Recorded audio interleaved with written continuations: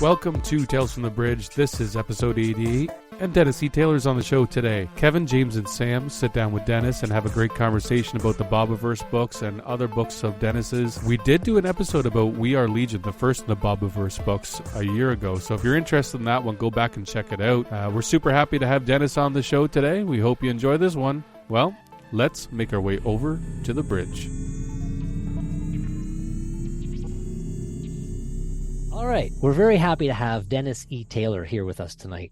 Dennis is a Canadian science fiction author of 9 published novels, including his very popular Bobiverse series.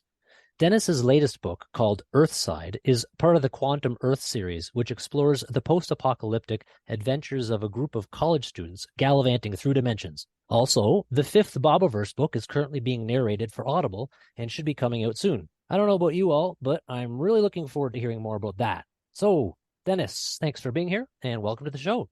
Thanks for having me. So how are you doing? Well, pretty good. We're doing Christmas decorations right now, so boy, you know how that goes. Pull all the stuff out of storage, spread it all over the living room. Eventually it goes up on the walls. What's Christmas decorations for you at your house? Oh, honest to God, it just vomits Christmas all over the place. My wife and daughter love Christmas, and they just buy all the Christmas decorations you could possibly imagine. So let's get into some discussions here about. I'd like to start out with the Bobiverse, if you're okay with that, Dennis. I know you've got some other stuff on the go as well, but I think we need to start out by talking about what is the Bobiverse for those listeners who are not familiar with it. Would you be interested in giving us a little background about your series and what it's all about? Okay, the Bobiverse is about a guy named, strangely, Bob, who makes a lot of money and then on a lark signs up to get his head frozen if he, in case of death, one of these cryogenics things. And of course, he immediately dies because that's the way things work in books. He wakes up 100 years later, but things are not as expected. Instead of being revived as a corpsicle and having a new body grown, he's been uploaded into a computer. So he is now a replicant, not the same as an AI, but he's a recording of a human being.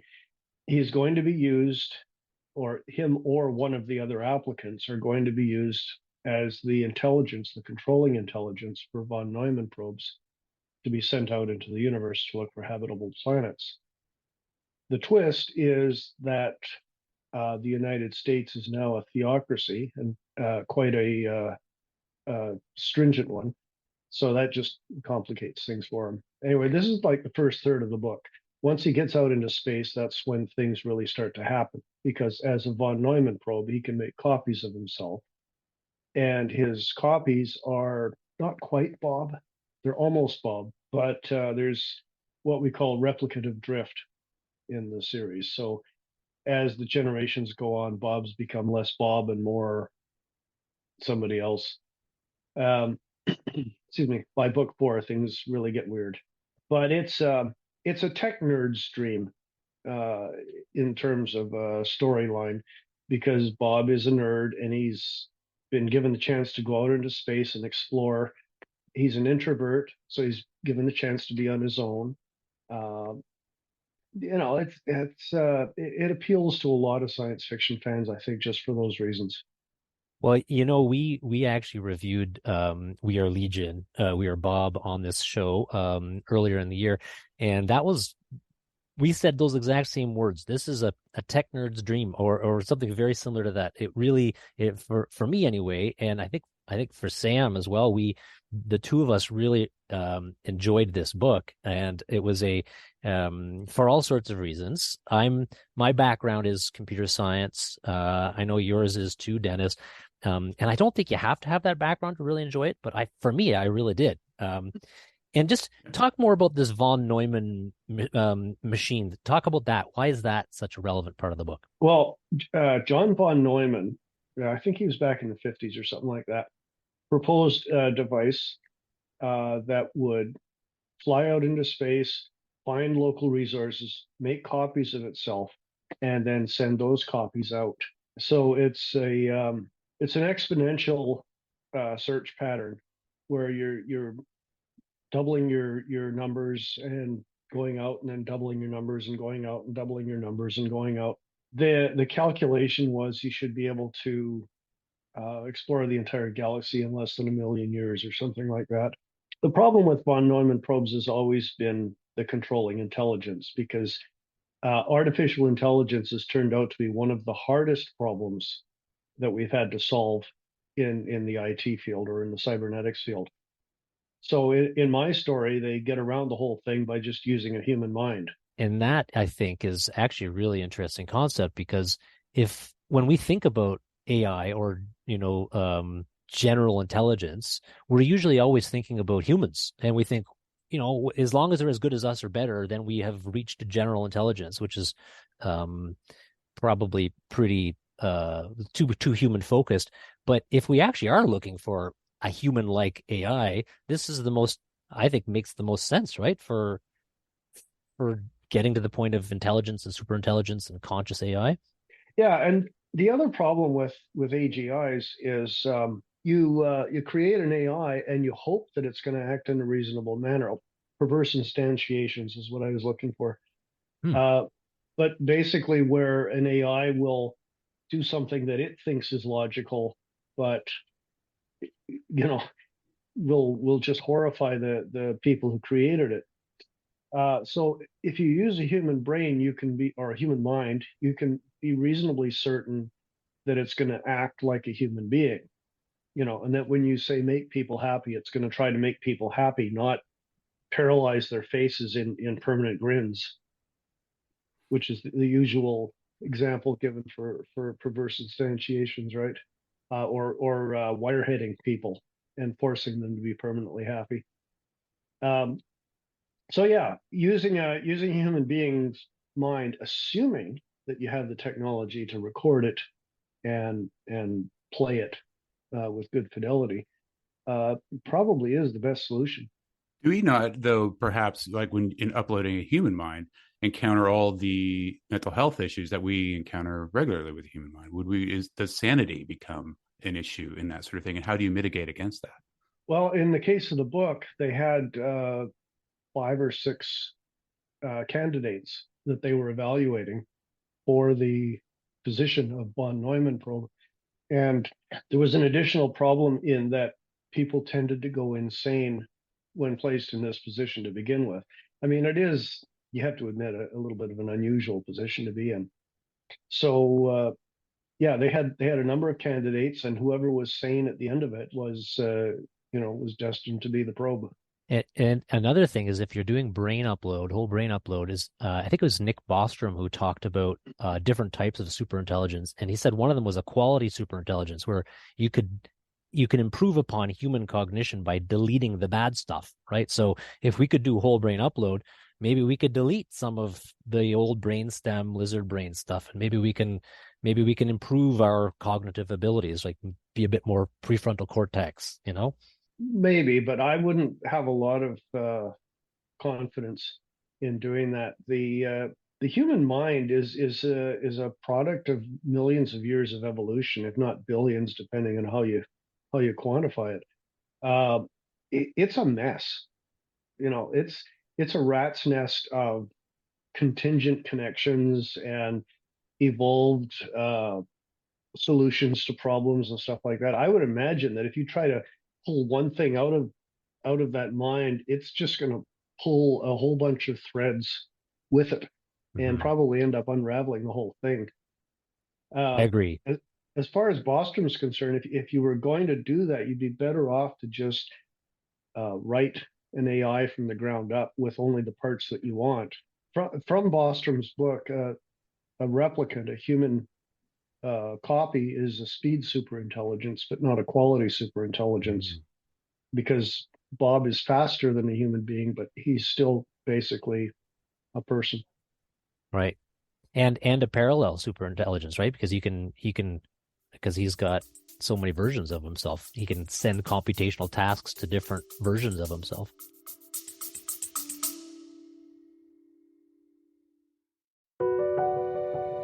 Ever wondered what it takes to make it in the movie business? Peel back the curtain with 4-6 Success Filmmaking. 4-6 Success Filmmaking is where filmmakers share their stories and the secrets. It's beyond competitive out there. There have been movies that it's taken me 10 years to get made. Don't wait to create. Like, you've got to just keep making stuff. Tune in to 4-6 Success Filmmaking for your dose of cinematic realness, direct from the voices that have lived it.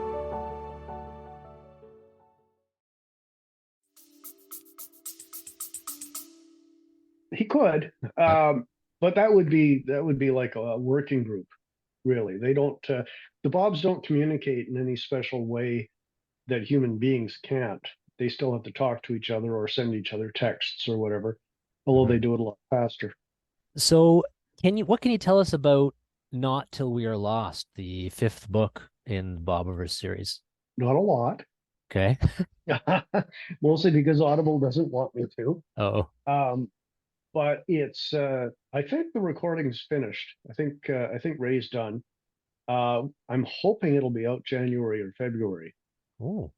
Probably more like February. There's a lot of post-processing that goes on at Audible, and I'm not sure exactly what's involved, but it does seem to involve a lot of work, even once Ray's done. So I don't know. The cover's done, the recording's done, the marketing's all been set up and so forth. We've got the blurb, the back cover blurb and everything ready. Just a matter of getting it up on the website. For me, the Bobiverse made Audible for me. I was not a Audible book person or listening to books. Just it wasn't something I could get into. And the Bobiverse was the first one that said, "Oh, actually, this platform might actually work for me," and I could treat it like a podcaster in a way. Driving to and from work and listen to the Bobiverse. The only problem is that nothing else on Audible has quite measured up to Bobiverse on Audible. So I struggle with that platform. If everybody, but you have a sort of unique path that you found to publishing the Bobiverse. Could you tell us a little bit about that? Yeah, and it wasn't planned either. Actually, nothing about my writing career was planned. Everything just kind of happened. I managed to get an agent on the basis of We Are Legion, but he had a lot of trouble. Well, and as in wasn't able to place it with any of the traditional publishers. The main problem being that for an unknown author, they're not willing to risk a trilogy or a series. Usually it has to be a standalone. So I guess they were reluctant to pick it up. But Steve Feldberg at Audible offered us a contract, and by that point, Ethan had tried all the traditional methods. So we signed with Audible. They published We Are Legion in the end of September 2015.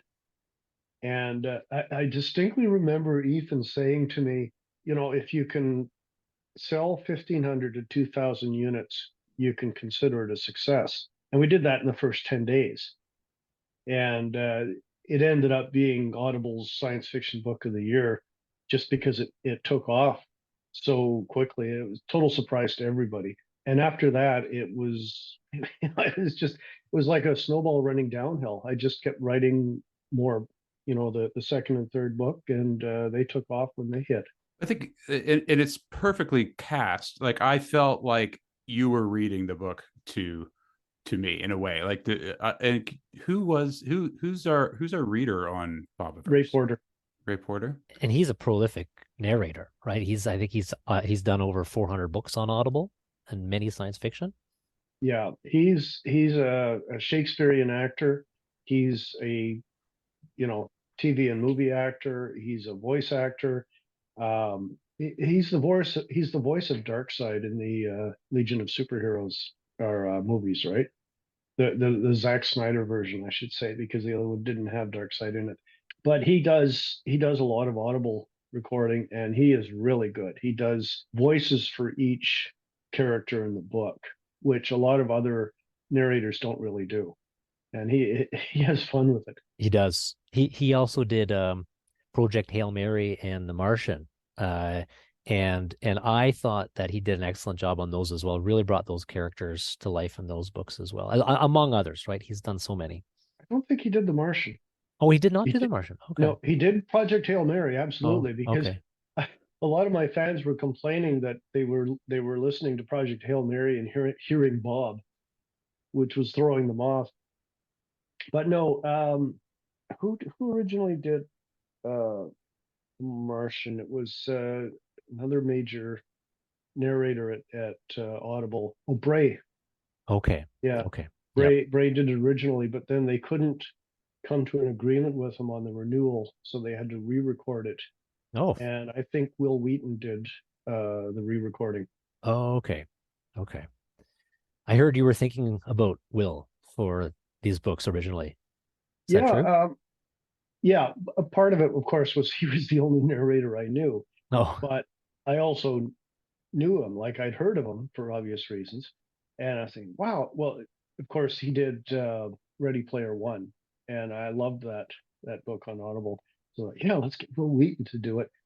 But Steve Felberg made the decision basically that Ray Porter would be a much better fit because of Ray's range in terms of doing characters, because of the number of different Bobs in We Are Legion, and you had to give each one a different personality. So Ray was perfect for that. Mm-hmm. And in retrospect, great decision. Yeah. Yeah, I agree. I mean, Will's a great narrator as well, but I think Ray fits your books very well. Can I ask you now about the Quantum Earth series? And I think that I might come back to the Bobiverse as well, but this a lot of listeners may not be as familiar with these books. And Earthside just came out this year. Could you tell our listeners a bit about that series? Well, Outland was actually the first book I wrote. And when I originally wrote it, I wasn't even really seriously thinking about being published. I was just trying my hand at writing a novel. And well, it didn't work out as well as We Are Legion initially, but it made me coffee money on Amazon. And I mean, Starbucks coffee money. But Outland is the story of a small group of university students who create an interdimensional portal by accident and discover other Earths. And one of the important ones is an Earth where humans never evolved. They're basically treating it like their own private Idaho kind of thing until the Yellowstone volcano explodes and makes things urgent all of a sudden. So they have to get themselves and as many other people as they can over to this other Earth just to save lives. And Yellowstone, of course, brings America and most of the world to its knees technologically and agriculturally and everything else.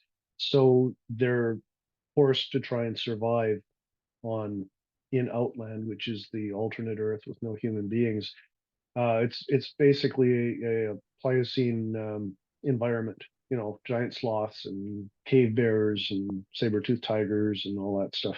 So when you get your own dimension to play around with, like what are, I guess the barriers come off, right? Well, the barriers come off, but then you have a whole lot of other problems to deal with too. One of the themes in my books is reflective of my own experience in real life, which is that there's never enough time to get everything done, or even to get half of what you want to get done. If you watch TV, the characters or movies or whatever, the characters are able to do incredible things in half an hour. There was an episode of Sliders, I remember. I don't know if you remember that series, but there was an episode where they created penicillin from scratch in a couple of days. And if you know anything about creating penicillin, that doesn't happen. Mm. So in my stories, my characters are up against not enough time, not enough resources, not enough people, too much to do. And it's, it's an IT version of hell is really what it is.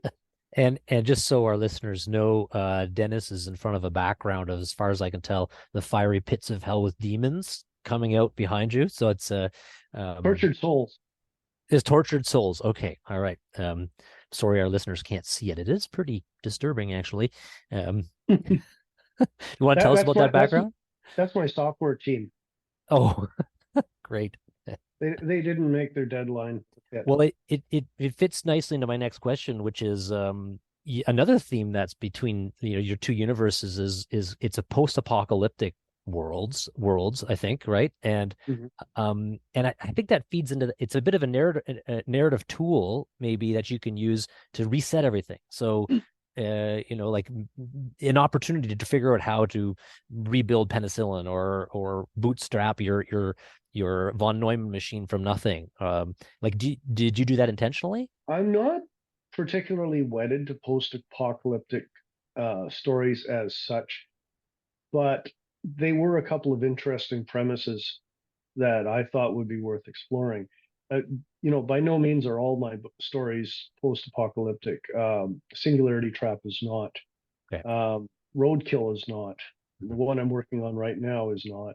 But you always have to have, in any story, you have to have an inciting incident. You have to have a source of tension. You have to have, an antagonist, whether it's human or just the environment or whatever. It's just part of the narrative. You have to have something driving the characters. Yeah, and it makes for a nice reset. Suddenly, all of the social supports around your characters are no longer there, and they're really on their own. And yeah, I personally love post-apocalyptic books because it just creates a really neat sense for what the characters have to surmount. Hey, I wanted to jump in and sorry to I don't want to derail, but going back to what you were saying earlier, Dennis, about your first book and not really even intending necessarily to embark on this path of being a writer, but when you finished that book and you mentioned Amazon, and I know I have another friend who's gone that route as well too, but what was your process of being an unsigned writer, and how did you hustle? Did you go to bookstores and try to set up your table and sell them that way, or was it just upload that baby and hope for the best? I'm far too lazy for that kind of stuff. I really am. As I said, I wasn't really seriously trying to become a published author. I just wanted to have the experience. I wanted to go through the process. So I wrote the book. I got somebody to make a cover for me. It was just somebody on one of the forums that I was on, and they did some merging and stuff.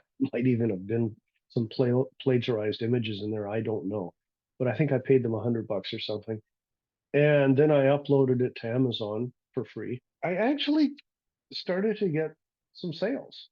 20, 30, 40 units a month, and a couple of bucks a unit. It was, like I say, Starbucks money. But I did go through the website for looking for agents, for doing queries and stuff, Query Tracker.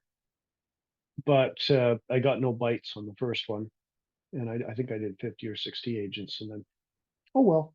What did your family think of that process at the time? Was it just like, oh, this is just a nice little distraction for the moment, or did any of them see the potential that was emerging? My wife was part of the reason why I did it in the first place.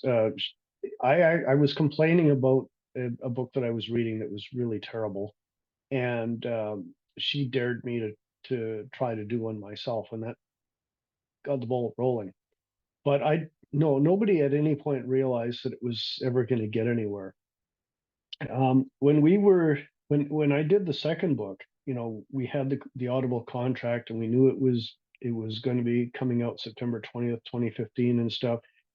And it came out and it was starting to sell. And my wife and I go on an 8K walk in our neighborhood. That's is quite a good walk because it's a lot of hills. And we do that for exercise, and we talk. And we were talking about, wouldn't it be great if We Are Legion really took off, and we actually made enough money to be able to pay down the visas and stuff like that. 6 months later, I bought her a car. Yeah, that came. That's a good quickly. story. Yeah, that's great. So I have a question for you related to the X Prize Foundation. I saw that you went to this Visioneering event. What's your association there? Peter Diamandis is he's a We Are Legion fan. He's a Bobiverse fan.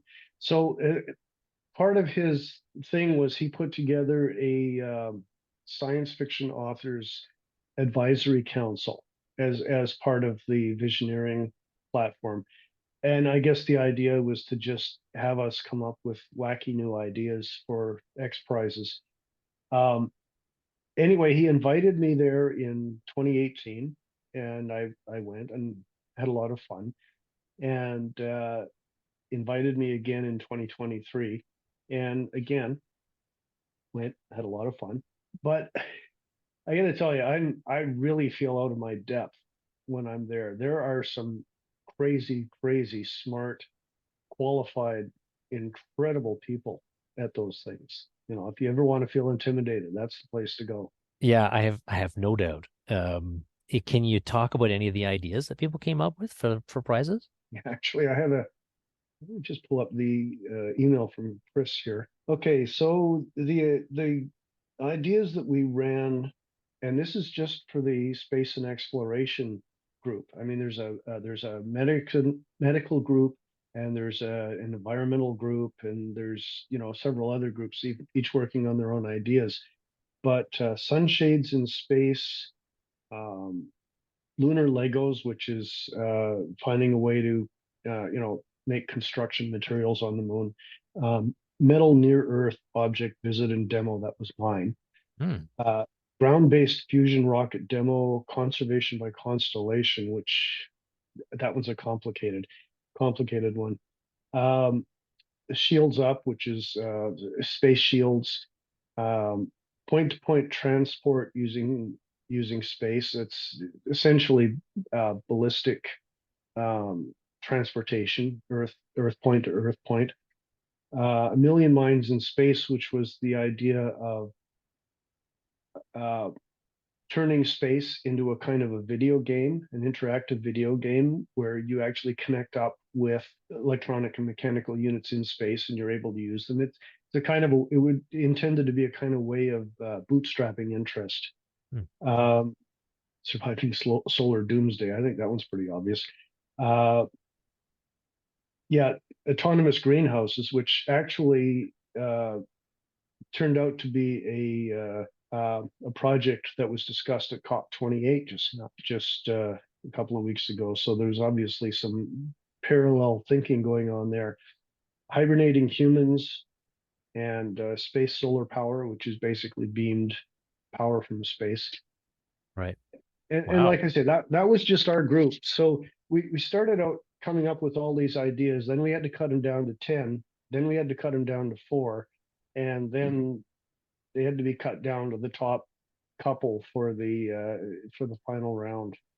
And the criteria is what? Is that this is plausible in the reasonable near term, or is the sky the limit here? Well, the sky is the limit technically, but it has to be possible. It has to be plausible, but it also has to be a stretch. It can't just be a sort of kind of thing. It has to be something that forces people to. It has to be inspiring. It has to be motivating. Well, it just sounds like a whole bunch of good plots for sci-fi books to me. Well, it's sort of reverse engineering of that, really. I mean, you're taking a bunch of good science fiction plots and turning them into serious ideas, or trying to. Hey, I just wanted to jump back to a Bobiverse theme that you had mentioned as well too earlier, and the notion of, you know, this being science fiction, and you know, you mentioned it before, and about the United States had become a theocracy when Bob was reawakened, and not to poke any bears, but I'm curious if that was an intentional. You know, was that like a counterpoint that you were looking to make, that you know, science versus the theocratic evolution of that country? Was it an extrapolation, or how did you arrive at that choice? Well, it was definitely an extrapolation. I took a lot of abuse from readers, particularly American readers, for my choice antagonists, if you want to look at it that way. I actually had people write to me on Twitter and on my blog page and everything, tell me, you know, that's ridiculous. You know, that'll never happen. Why would you even suggest that? You should be using Muslims. Muslims are the obvious people to do that. You know, that comment did not age well. No. Let me tell you. But in terms of why I did it, I wasn't trying to poke the bear. Really, I was just trying to come up with a plausible plot line. For purposes of my story, Bob had to be treated like property, right? We have all these debates about AI rights right now. If they become conscious, do they have rights? Is using them as tools a form of slavery? Stuff like that. So you can't have those complications in the story. So he has to be property. And the best way to do that is to have a government that believes in the literal existence of the soul.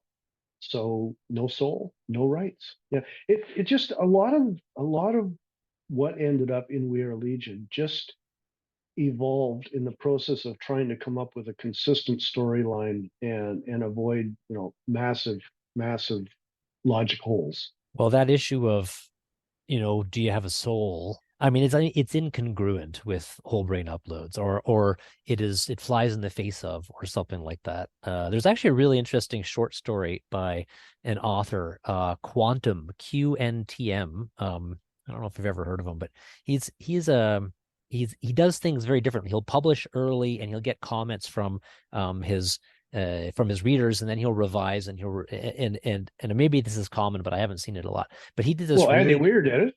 Yeah, that's true. You did it as a series, right? Or as The Martian was a serial.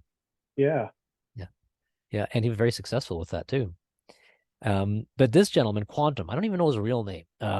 He wrote this. It's like a manual page for those who know anything about programming. It's a description of how to use some type of a tool, and this tool was the upload of a person's personality who was uploaded 100 years in the past. And he's a very affable individual who can be used for all sorts of great tasks. And they talk about when he starts to get frustrated and when you have to reset him, and at what point, what types of tasks you need to do to motivate him. And it's just super dystopian. Absolutely. And there's billions of copies of this person, and his name is Miguel. Anyway, it's a great article. If anybody's interested in it, it's called Lena, and it's on qntm.org. But I digress. Yeah. Well, no, that goes right to the heart of the question. If you create an AGI, should it have rights? Does it have a soul? Even a metaphorical soul. Yeah, the issue, the ethics of that is so obviously terrible. I think that we would have to legislate that pretty quickly to give some rights to those folks, in my opinion. Yeah, because do you have to? Does the state have to recognize a soul? Right? Probably not. You just have to be self-aware, I guess, or like what's in your mind, Dennis? What's the threshold for assigning rights to a Bob?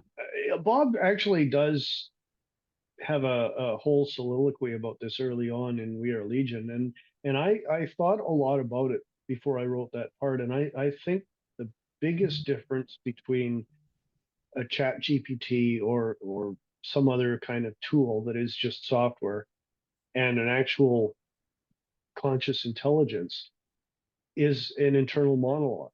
Bob discusses this with himself in the book when he's thinking about the Chinese room. And the way the Chinese room works, I don't know how much detail you want me to go in on this. I'll explain it. Yeah. Okay. The idea of the Chinese room is you've got a guy in a room, and he gets slipped pieces of paper through a slot.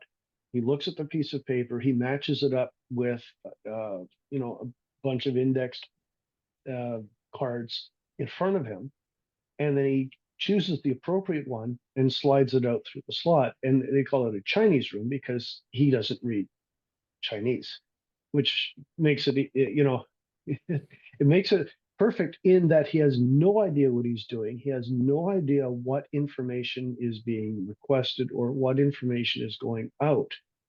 But if the indexed cards are set up properly, it'll pass the Turing test. It'll converse with the person outside the room in an intelligible and seemingly intelligent, conscious manner.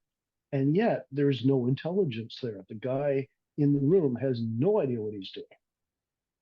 Right? Now, the difference between a Chinese room and an actual conscious entity is that there's no internal monologue. There's no reflection. And obviously the guy is, but he's incidental to the process.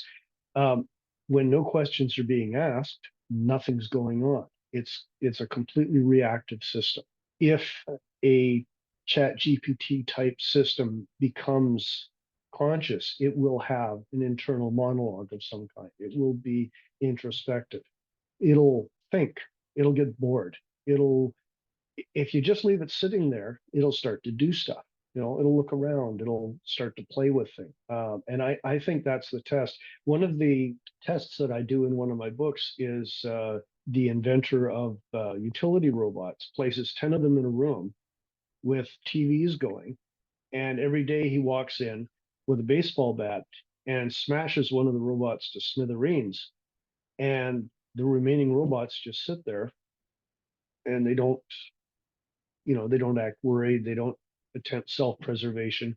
They don't attempt curiosity. They don't look at the TV. They don't do anything. Therefore, they are not conscious. And that's his test of consciousness. The brutal test. But I guess effective. Yeah, and it's a fascinating thing. If they can experience a sense of unhappiness or dread, or if they can be abused physically or emotionally, I think that's when our anthropomorphizing and our senses of empathy kind of kick in, and we would need to do something in terms of legislating. We remember the movie, I think it was called Number 5. It was about a robot that gets hit by lightning and becomes conscious. And the technicians are going to take them apart. And he goes, "No hurt eye, no hurt eye." And that was it. That was the evidence of consciousness, the self-preservation instinct. Yeah, agreed. So I'm just going to continue on that thread a little bit and look for your sort of personal philosophy.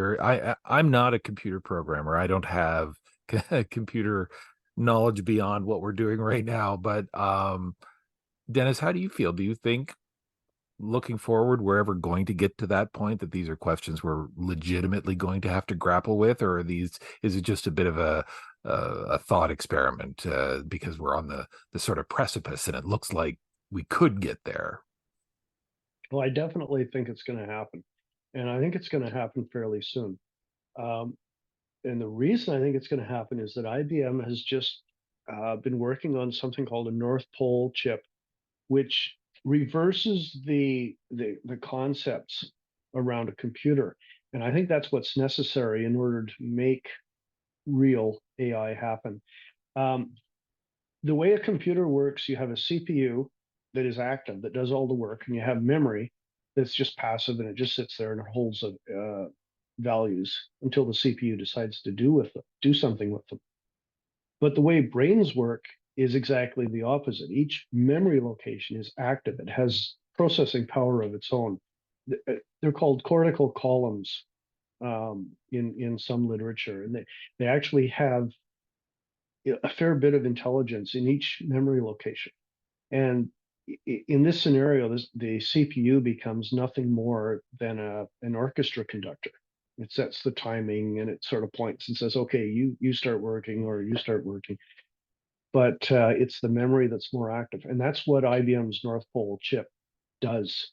It is active computational memory, and I think that's what's going to help create AI, and probably within the next 10 years. And is that because it's just simply a more efficient architecture for AI? It's beyond more efficient. I think it's the only possible architecture to make real AI work. Otherwise, you're just emulating AI. Neural nets are just an emulation, and it's an NP complete problem. The bigger you try to make the brain, the heavier the processing requirements, and they go up exponentially. And if we ever tried to even emulate a mouse brain, you're talking supercomputers. You try to get to a dog's brain, and you're talking about a computer half the size of the United States. It's just not feasible working that way. Cool. I'm going to look into that. So let me ask, just to follow up, because I'm going to poke this bear as well too. How about philosophically? Do you think this is something we should be pursuing, or is it a just an unavoidable consequence of progress? I think it's unavoidable. It's one of those situations where telling people that, man was not meant to yada yada yada is just asking for trouble. That's just presenting people a challenge. Like, oh yeah, watch me. It's going to happen. It would be nice if it didn't. It would be nice if we stopped with non-conscious AIs, but I don't think that's realistic. So when that happens, is that simulation going to be within a simulation? What do you think? Yeah, I don't know. Sorry, I had to ask. Yeah, there are some aspects to the universe that that do make people think maybe we are. Quantum mechanics in particular sounds like the type of thing that you get when you don't want your computer calculating at the smallest levels, and at some point you just start saying, oh, start making guesses. I was thinking when we were talking about whole brain uploads as being part of the von Neumann machine and having that human ethic as part of that, it solves a real problem with the von Neumann machine ethos or the inevitability of what would happen with von Neumann machines, which is the gray goo problem. And I don't know if our listeners are familiar with the gray goo problem, but this is the idea that if you've got any nanotechnology or anything that's self-replicating, it's just it's possible that it might just try to change everything into being itself, and the universe could become just a gray goo. But I feel like if we have Bob, who has his sense of human ethics, it solves the von Neumann machine gray goo problem. I don't know if you thought about that at all, Dennis, or... Yeah, that's what I was saying before about perverse instantiations. With human intelligence, you don't get the paperclip problem. The paperclip problem is where you tell an AI to maximize paperclip production, and it starts turning everything into paperclips, including people, including the Earth, including Mars, and so on and so forth. Because it doesn't occur to you to set limits, and it doesn't occur to it to set limits. Right. The human being already understands limits. It sounds like you're trying to get on the good side of AI before things do get ugly. Yes, I want to be the first to welcome our new mechanical overlords. Wise self-preservation into the future. And for the AI's benefit, I couldn't agree more, Dennis, with your premise. And I'm glad to see this book being written. We love AI. Yes. More AI, please.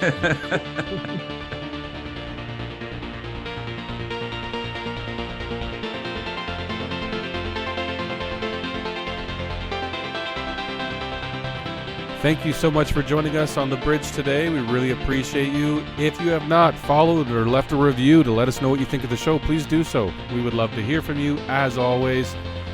Thank you, Kevin, Sam, and James. Great conversation. Thank you so much, Dennis. We love the books. Can't wait for the new Bobiverse book. Go check it out if you haven't already. Thanks for joining us, everyone. Until next time.